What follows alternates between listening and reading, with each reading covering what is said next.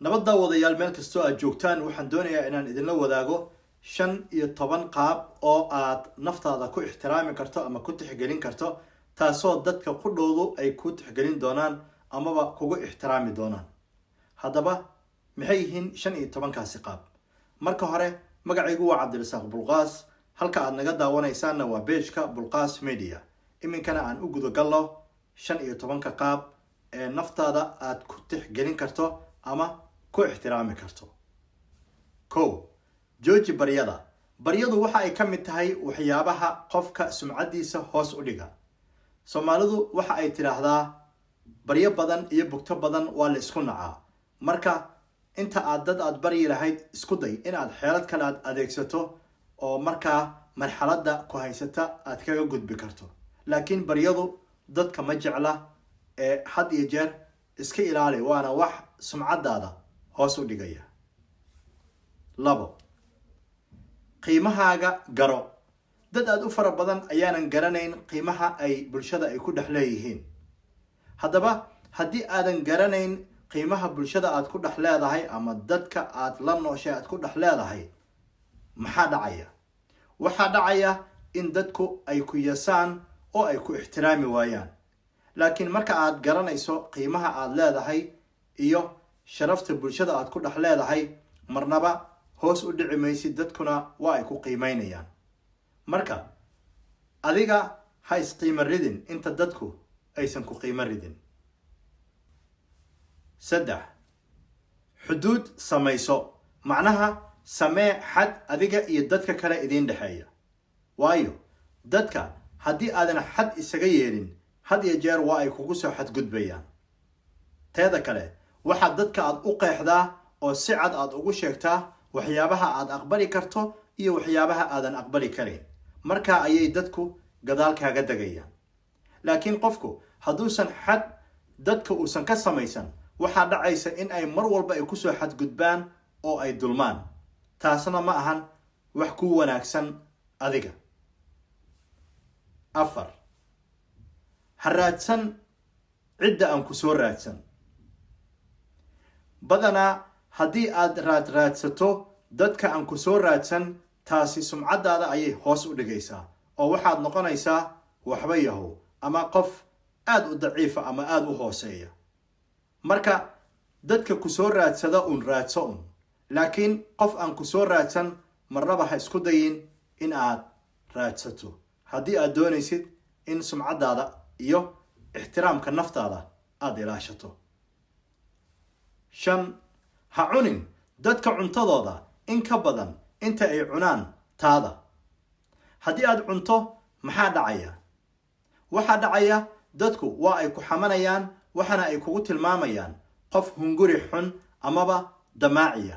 taasina ma ahan mid nafsadaada u wanaagsan oo sharaf u ah. haddaba si naftaada aad u ixtiraamto una qadariso, isla markaana aad meel sare u gaarsiiso, isku day dadka cuntadooda in aadan cunin in ka badan inta taada ay cunaan. 6. ha booqanin dadka mar walba aad booqato guryahooda ee aan ku soo dhoweyn ama wax soo dhoweyn ah aadan kala kulmin marka gurigooda aad tagto. waayo tani waa kuu sumcad darro. macnaheedu waxa weeye ha noo imanin oo hana soo booqan ee isgaro. haddaba si aad sumcadaada aad kor ugu qaaddo, had iyo jeer iska ilaali in aad booqato meel aan lagaa soo dhoweynayn. 7. ha ogolaanin in fikradaha dadka kale ay noloshaada ay maamulaan.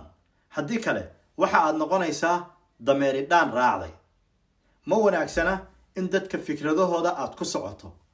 haddii aad dadka fikradahooda aad ku socotana, ogow ma tihid shakhsi jira ama sii jiri doona. marka taa aad oga taxadar, waana kuu sumcad xumo in dadka fikradahooda mar walba aad qaadato oo aad raacraacdo oo aad ku dhaqanto. taada raaco oo maskaxdaada tuuji oo fikrad adiga aad la timid mar walba isku day in aad ku socoto. 8. ha ku raaxaysanin xanta dadka kale ama ha isku maaweelinin dadka kale xantooda.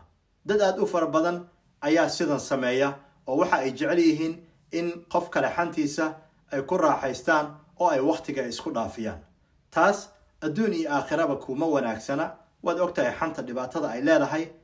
sumcadaadana ma ahan mid sare u qaadaysa, hoos ayay ku dhigaysaa oo waxaad ay ka dhigaysaa qof daciif ah ee ka fogow. 9 marnaba ha ogolaanin in lagu yaso amaba qofaan jirin dadka hortooda lagaaga soo qaado. waayo bini aadamkoo dhan waa isku mid, qof ka sarreeya ma jiro. marka qof bini aadan ah oosan ku neefla ah oo kula mid ah yuusan dadka horteeda kugu dulaysan oo kugu bahdilin. waa inaad ka gilgilataa taas. marnaba waa inaadan ka aamusin haddii ay dhacdo. dadku had iyo jeer waxay isku dayaan in qof dadka hortooda ay ku bahdilaan ama waxay doonaan ay ku sheegaan. waxaa laga yaabaa dadka qaybtood ma hadal badna oo waa iska masaakiin. marka Soomaalidu waxay tiraahdaa miskiin ayaa miska la fuula leh. marka ha noqonin miskiin miska la fuula leh ee iska dhici dadka raba in ay dadka hortooda kugu bahdilaan. 10 si dadka ama waliba marka ay kuu soo celinayaan. laakiin qof aad amaah siisay oo aan kuu soo celin mid kale ha ugu darin. Soomaalidu waxay tiraahdaa mar idaga Allah dago 2 jeer idagase anaa isdagay. marka haddii aad mar labaad aad qofka aad wax siiso, taasi waxa ay ka turjumaysaa in aad tahay qofaan jirin oo la daldalan karo. taasna uma wanaagsana sumcadaada iyo sharaftaada. 11 noqo had iyo jeer mid wax bixiya isla markaana waxa uu bixinayo ay ka badan tahay waxa dadku ay siinayaan.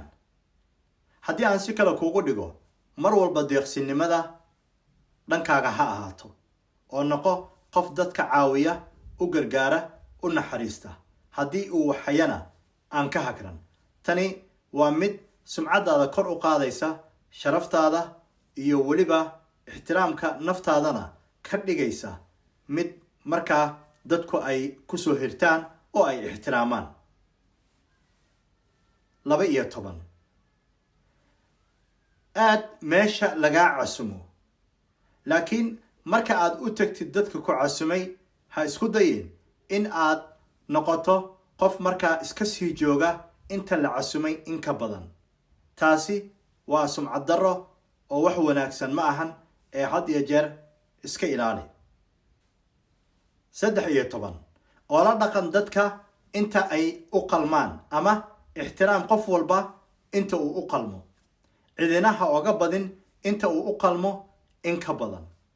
waayo haddii aad sidaa samayso, waxaa dhacaya oo aad qofka inta uu u qalmo in ka badan aad ixtiraamto, waxaa dhacaysa in adiga qofkaasi uu kuga xadgudbo.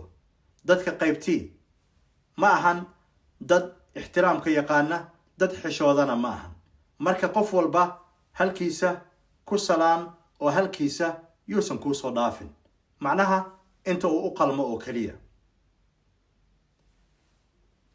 14 samee had iyo jeer waxa aad ku fiican tahay. tani waxa ay ka caawinaysaa in aad noqoto qof active ah oo wax soo saar leh, wuxuu jecel yahayna sameynaya. badanaa dadku waa ay jecel yihiin waana ay ixtiraamaan qofka isaga naftiisa is-hormariya oo wax qabsada. 15 waa midda ugu dambayse. had iyo jeer noqo qof naftiisa u roon. macnaha isku roonow. haddii ahaan lahayd xagga caafimaadka iyo xag dhaqaalaba. ku dadaal in adiga aad naftaada aad hormariso oo aad noqoto had iyo jeer qofka ugu horeeya. cidina ha ka sugin in ay naftaada hormariso ee adigaba samee taas oo ku dadaal inaad noqoto markaa qof isaga is-hormariyay. waad ku mahadsantihiin akhyaaray sida wanaagsan ee mar walba aad noola socotaan. waxaadna nagala socotaan Bulqaas Media. fadlan haddii aad ku cusub tahay page-ka Bulqaas Media, ha naga ilaawin in like iyo follow aadna soo tidhaahdo. haddii se aad tahay macmiil soo noqday, ha naga ilaawin sidoo kale in muuqaalkan aad share garayso oo dad aad u fara badan aad gaarsiiso si iyagana asxaabtooda kale ay usii gaarsiiyaan. wixii tale iyo tusaale ah iyo aaraadiina waxaad noogu soo qori kartaan dhinacyada commenteska iyo messageska. aad baad u mahadsantihiin. rabbiga ha idinla jiro. salaamu calaykum waraxmatullaahi wabarakaatu.